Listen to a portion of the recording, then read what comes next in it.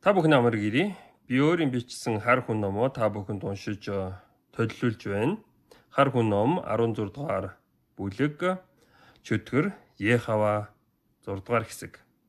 За энэ өмнөх бичлэгүүдийг бодвол илүү олон хүн үтсэн байна. Яагаад ийм олон хүн гинт үдсчүү?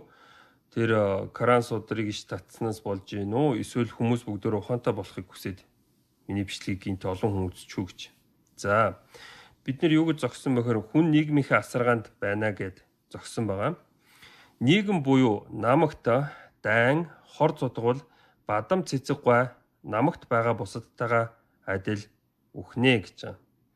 Хэрв цэвэрхэн оюун ухаанаар хүн ярьж үйл хийвэл тухайн хүнийг хизээж холдохгүй сүүдэр шиг аз жаргал дагах болно. Сайн явах санааных чинь юм шүү. Сайн санаж явуул чи сайн болно ч гэдэг юм уу тий. Нэг тиймэрхүү юм номлож байгаа юм. Гэтэл эдгээр лам нар яасан бэ гэж байгаа. Stop killing Buddhist monks in Bangladesh гэж байгаа. Бангладеш гээд исламын шашинтай болцсон улсад лам нарыг алхаа болооч гэж байгаа. Тэгэхээр чи нэг ингээд лам нар ингээд юу гэдгийг хөрхи явж атал нь хутглаад алждаг ч юм уу ямар нэгэн байдлаар ингээд алаад идэг байна л да. Тэгэхээр энэ эдгээр бадамж ухаа цэцэгнүүд одоо юу гэдгийг байх боломжгүй нэг орчин болцсон байна. Нийгэм нь өөрчлөгдөжээ. Нөгөө намг нь өөрчлөгдсөн байна. Хатаад одоо юу гэдгийг исламын цөл болцсон ч юм уу тий. За зургийг болохоор The Asia Zig Asia-гаас авсан байна. Тэгэхээр эдгээр хүмүүс ер нь ямар муу юм хийсэн гэж одоо юу гэдгийг ингэж зовж байгаа болоо гэж байгаа байхгүй юу?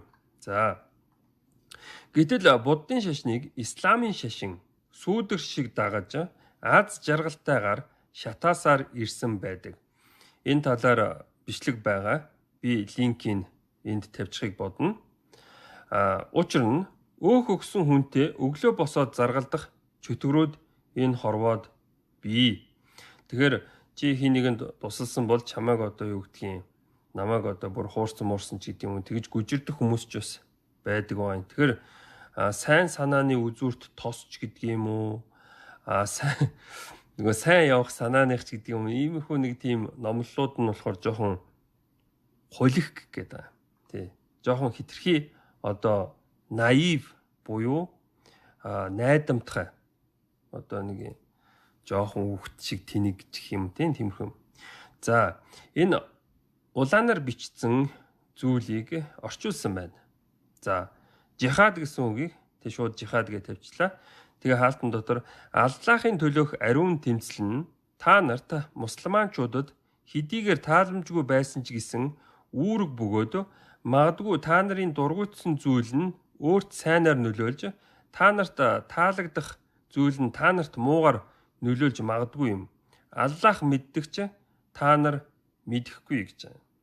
Одоо нэг юм чихэр гоё, гурил гоё, давс гоё. Гэхдээ энэ гур бол 3 цагаан хор чи энийг их хидээд их юм бол чамд хортой гэдэг шиг юм сануулж байгаа юм. Тэгэхээр та нар дайдах хэрэгтэй. Дайдах нь одоо та нарт одоо онцгой юм шиг санагдчих магадгүй. Гэхдээ та нар одоо юу гэн дайдах хэрэгтэй гэж байгаа хгүй. Өөрөөр хэлбэл чи якут эрэгтэй хүн, чи бурайд эрэгтэй хүн байна. Орсууд одоо та нарыг ингээ юу гэдгийг Украин руу ингээ зөөгөөд аваад дайтуулах гээд байна. Та нар дургүй байна. Тийм үү? Дайдах дургүй байна. Гэхдээ та нар явах ёстой гэсэн шиг юм ярьж байгаа хгүй. Яагаад гэвэл тэр дайтаж яваад хин нэг нь амьд үлдэн шалгарна гэсэн ч маягаар ч юм уу тий. За дайн хэдийгээр тааламжгүй зүйл боловч та нар хийх хэрэгтэй. Учир нь хөршүүдтэйгээ жилцдэггүй үндэстэн оршин тогтнодгүй гэсэн санаа. Тэгэхээр тэр жихад бол монгол хэлэнд жилцэх юм байгаа юм. Тэгэхээр бид нар энэ урд хөрштэйгөө жилцэж байх хэрэгтэй. Хойд хөрштэйгөө жилцэж байх хэрэгтэй. Эсвэл ямар нэгэн үндэстэн манай тусгаар тогтнолыг авч хаях гад байвал хин нэгэн тэр одоо юу гэдгийг Библи, Коран дээрээ манай ерөнхийлөгчийг гараа тавиад одоо юу гэдгийг тангараа өрг гих гэдэвэл тэдгэр хүмүүстэй одоо жихад буюу жилцгэл хэрэгтэй байгаа хгүй. Тэгэхээр дайнд бэлтгэлтэй байх нь хар хүн бүрийн үүрэг гэж.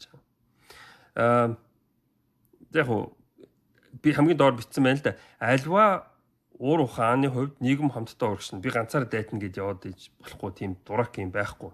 За ата уринаар харшлагчийг дарахыг дурлавал асар шамдлаар эрдэм сурж судлан үйлдэ. Ахуй үед цаатахын сэтгэлийн түлсэн мэт бөгөөд алдаач өөрийн буян аривдж улам дээшил юу. SS 336. Энэ SS нь юу юм бэ гэхээр Эрдэнийн сан субашид. За дайснаа сайн судалж шинжлэх ухааны хүчээр ялах мөн дайн зэр зэвсэглэл судлахч гэсэн алстаа буянтай байж болно гэсэн санаа. Танк, трактор хоёр их ойролцоо. Нисдэг онгоц янз бүрийн юм чинь одоо бас хэрэгтэй тийм үе шид тийш тээвэр мэвэр зам ерөнхийдөө дайны хэрэгслүүд ч бас буянтай байдаг гэдэг. Заримдаа эрдэм судлан үйлдэх хангалттай цаг хугацаа байхгүй үеч би. Одоо бид нэр үнэхээр хоцрогдсон байна. Бид нар одоо юу гэдгийг дайтныг үйлдэхэд утгагүй санагдаж байна тийм үү. Үнэхээр хүчгүй бол залбирч явхаас өөр авралгүй гэж байна. Одоо ажиллаа хийн. Ямар нэгэн болж үтэхгүй бол бурхандаа залбирчихна. Тэгээл ингээл цаашаа л одоо болж үтэх талаас нь л явна. Тэгэхээр танд залбирал хүч олгох ёстой. За альва уур ухааны хувьд нийгэм хамтдаа урагшлана. Мэдээж одоо юу гэдгийг дайны ухаан гэж байгаа бол нийгэм тэрэ ярил явах юм шүү дээ. Ганцхан хүн одоо юу гэдгийг бүгдийг хийнэ гэж явах уу.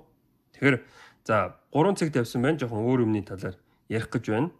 Олон хүний ааш ивийг ологч. Залтан гэсэн үг чинь олон хүний ааш ивийг ологч байсан тийм үү? Буюу нийгмийн идэвхтэн. Ер нь нийгэмдээ л идэвхтэй байх гэдэг хүмүүс бол их залтай хүмүүс ихгүй юу?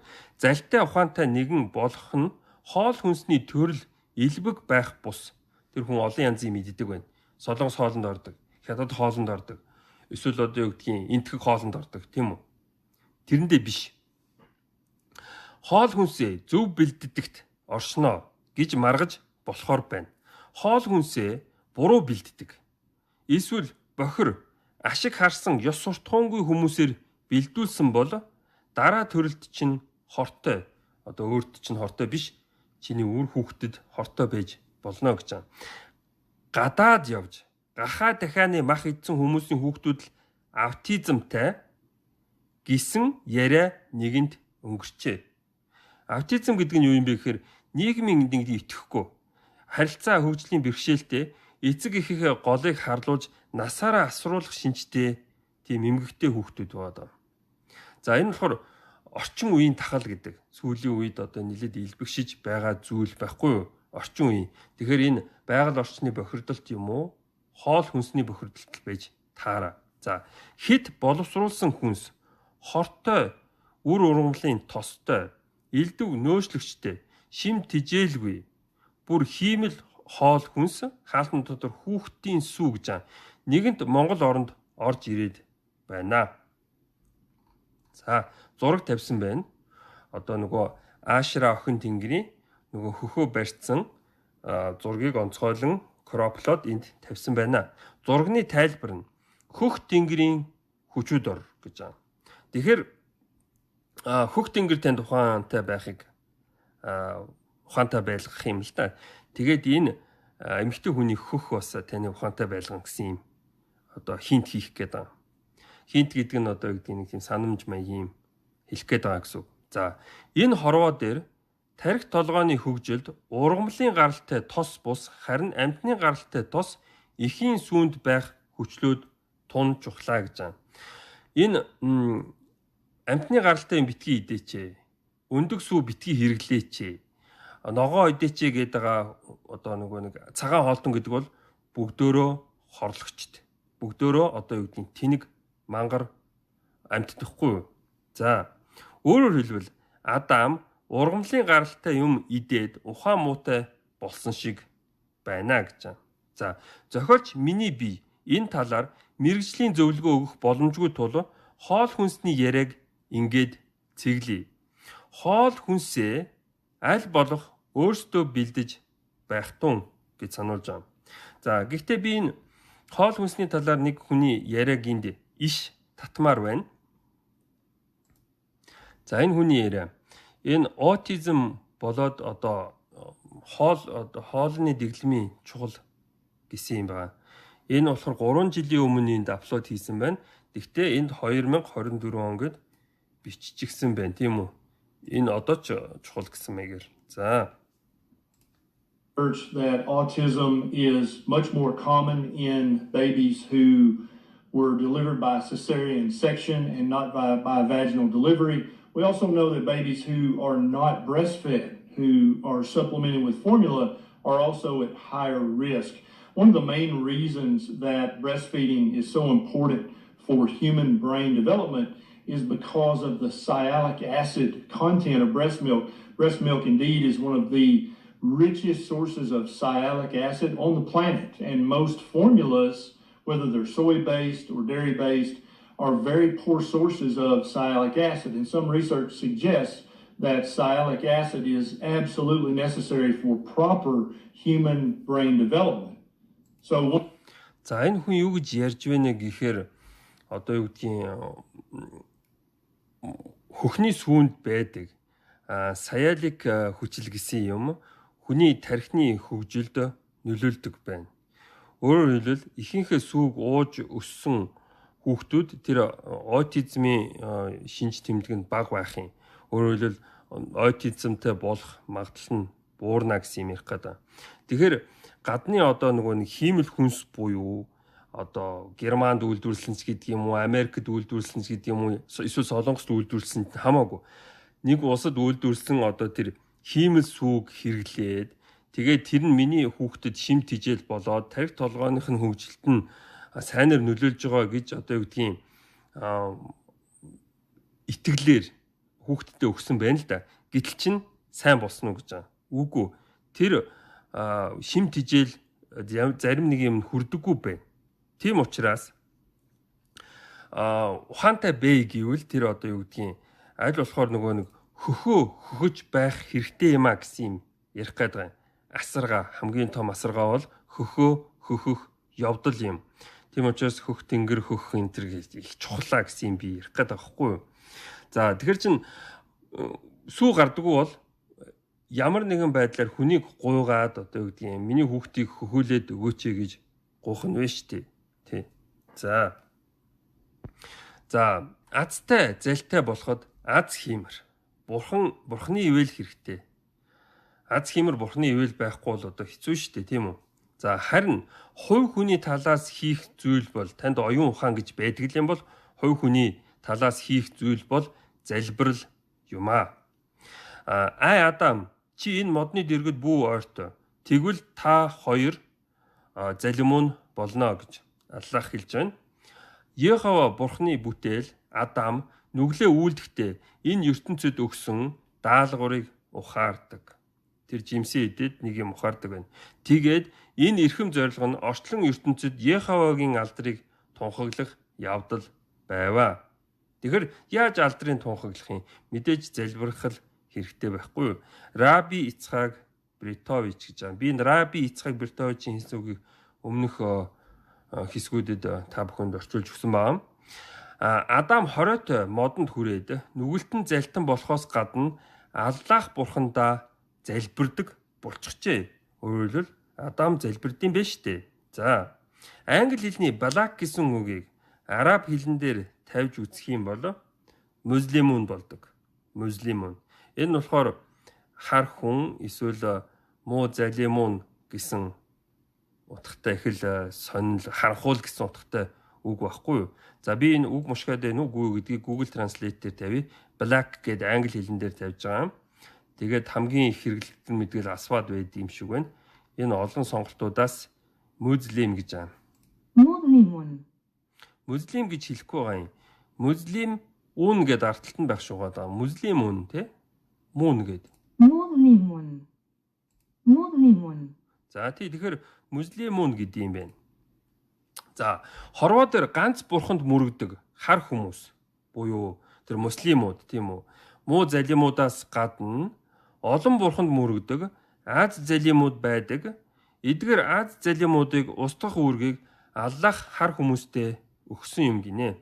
Тэгэхээр энэ лалын шашин, харын шашин хоёр тэр одоо шүтдэг хүмүүсээ хар хүмүүс гэж нэрлэдэг юм шиг байгаа юм. За. Энэ бас нэг Карасудрын хэсгийг улаанаар тавьсан байна. За фитна гэсэн үг байд юм байна. Хаалт дотор Аллахт үл итгэх, Аллахаас өөр бусдыг шүтэх гэж байгаа.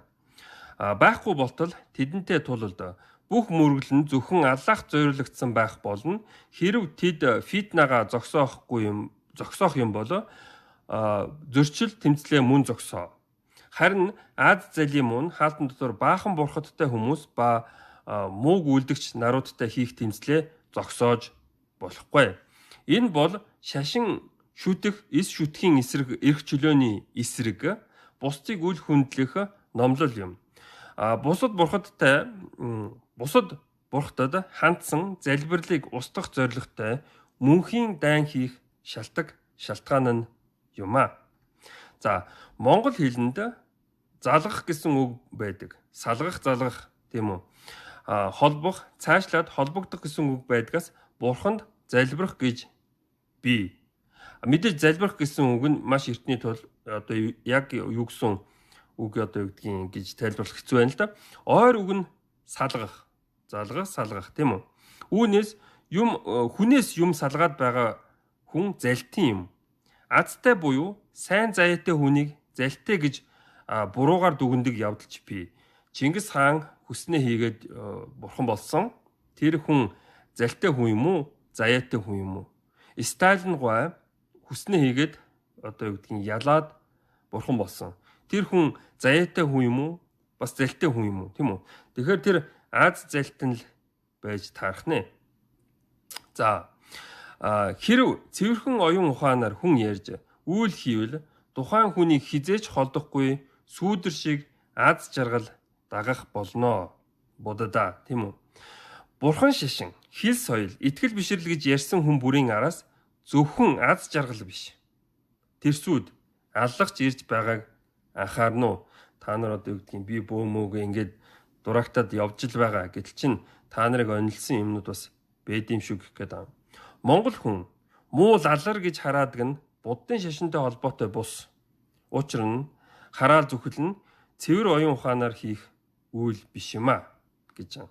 За өнөөдрийн үед нэг иймэрхүү байна. Анхаарал тавьсанд баярлалаа.